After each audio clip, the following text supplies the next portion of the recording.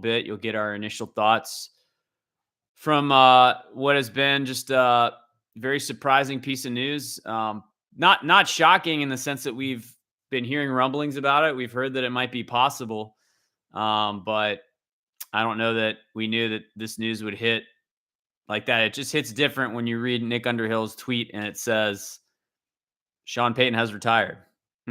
Wow.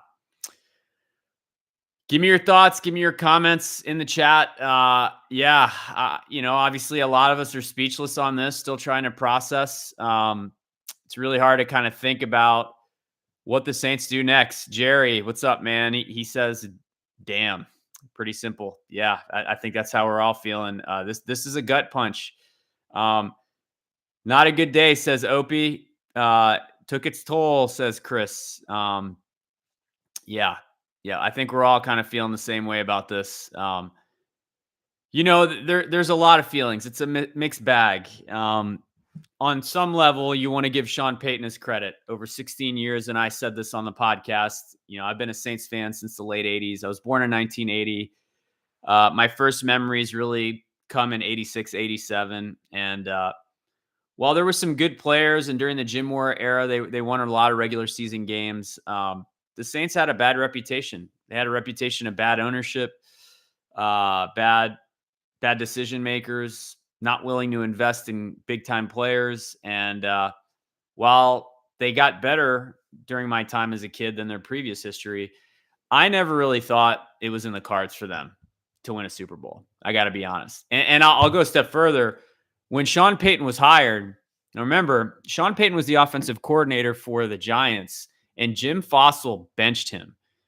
He wasn't happy with the play calling. The offense was struggling, and Jim Fossil took away the play calling duties from Sean Payton, took over himself, and then they went on to win a Super Bowl. And so that was my memory of Sean Payton. When the Saints hired him, obviously my knowledge of Sean Payton was very limited. But that was the little I knew about him. And so I'll be honest, I wasn't that psyched about the hire. And, for 16 years to have an NFC championship in year one, a Super Bowl in 2009, getting back to the NFC championship in 2018. Just an incredible run, a tremendous coach. And it hurts. It really hurts to lose him. But as Dave, one of my co-hosts, says, it's better to have loved and get hurt than to never love at all. It's like Chris says, look, 58 years old, new younger wife, 2 grown kids. Can't blame him. Look, when you decide it's time, it's time. He's on his own timeline. It's a personal decision. Like you said, Jerry, thank you to Sean. We were blessed and fortunate. I feel blessed and fortunate as a Saints fan to have been able to witness his greatness. He really changed the game for New Orleans and the Saints. And Alex, as you say, it really sucks. So I'm not here to hate on Sean Payton. It is what it is. I do think, and now if you're on Twitter, you've seen that the Saints are already looking at Dennis Allen, and interestingly, Aaron Glenn is who they're looking at. Now, I got to be honest, the Rooney Rule being what it is, you have to interview a black coach. You have to. But I just think they're giving this job to Dennis Allen. I just think from continuity's sake, and Dennis Allen's been interviewed by other teams, so he's a hot commodity out there right now. He might be one of the better hires that you could make anyway, right? And you look at the Tampa game, the Saints won 9-0. He had to step in and be the head coach because Sean Payton had COVID. And so I just think Dennis Allen's a no-brainer. Now, I do think they have a great relationship with Aaron Glenn.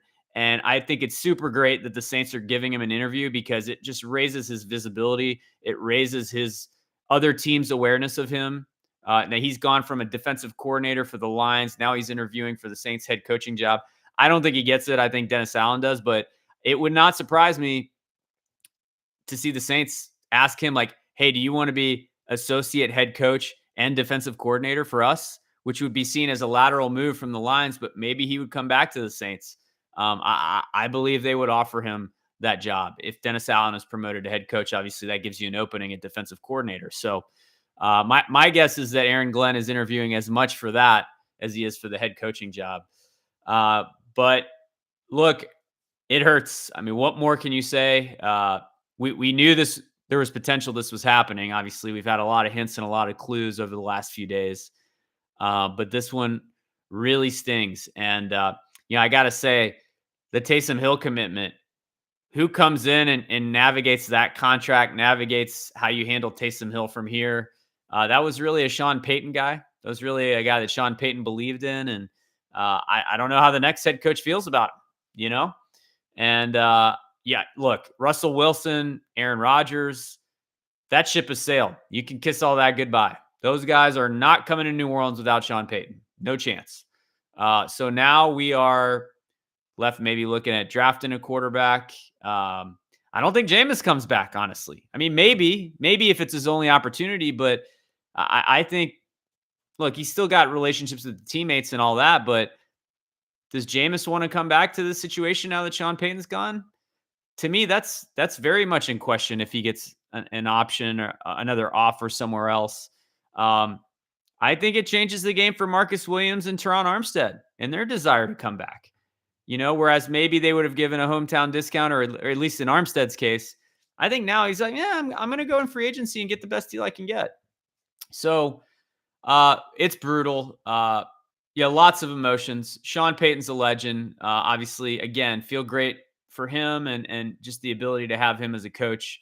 But there's no sugarcoating this. This is devastating for the Saints to lose him the year after you lose Drew Brees. And selfishly, I would have preferred he left with Drew, honestly. To me, like when Drew leaves and he retires and you stick around, to me, that feels like you're committing to the rebuild. You're committing to the era post Drew Brees. And to see him pull the plug just a year after Drew, it's tough. But Jerry, you're right. The future is now.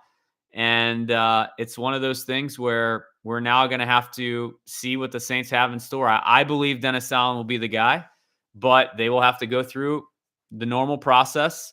And this is a seismic shift for the Saints organization, and things are changing.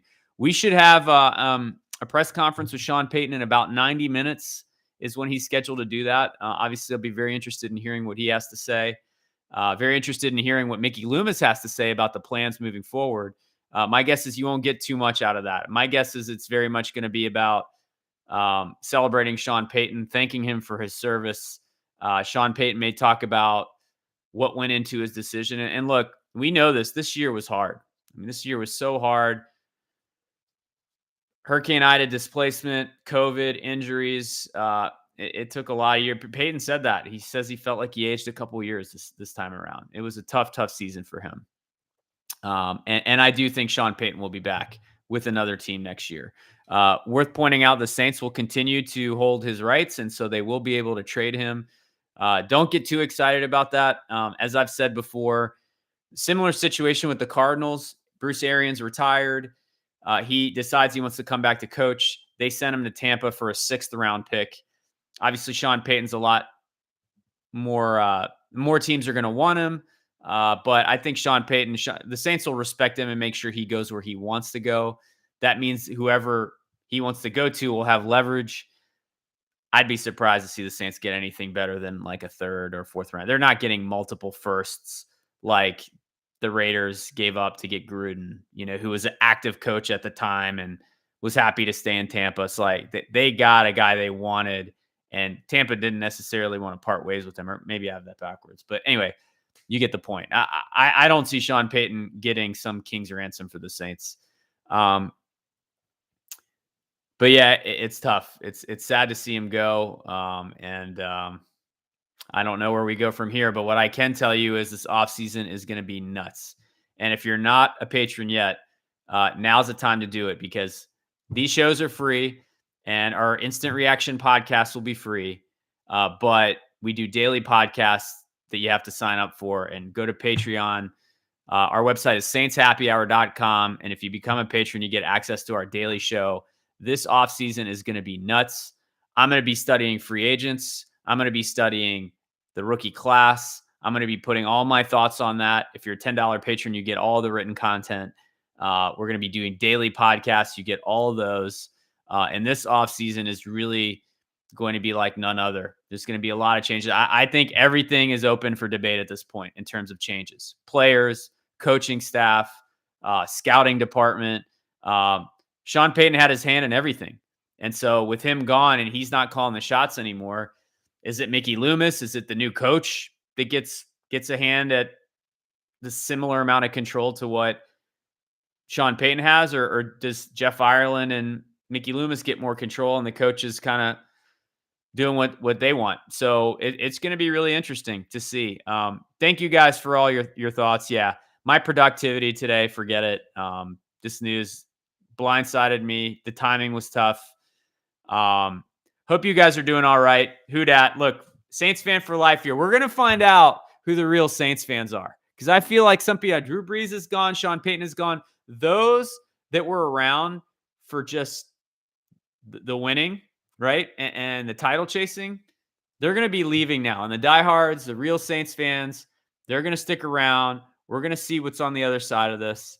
And I can't wait. Look, sometimes uncertainty can be exciting. So we'll see. We'll see what the Saints do. There's going to be a lot to do and a lot to fix cap wise. And do that's the other thing. Like, do they try to throw this wide open, keep going after titles? Do they title chase again and kind of go YOLO, or do they try to fix their cap over the next couple of years and just decide, you know what, we want to start from fresh with a new coach and build from the ground up, and that means kind of ripping it to the studs for a couple of years? Does that mean they trade key players after June 1st to acquire draft picks and whatnot? I mean, I think everything is on the table right now. So it's going to be really, really interesting to see what they do. Hey, I get asked all the time, how can I help? Hitting that like button is huge for us. It helps the algorithm for YouTube know who to spit these videos out to. So smash that like button as many times as you can. Smash it, smash it. Please share this video and go to saintshappyhour.com. Consider becoming a patron. As always, we appreciate your support so much. You guys are awesome. And yeah, tough news today. Was hoping to hear something else, but here we are.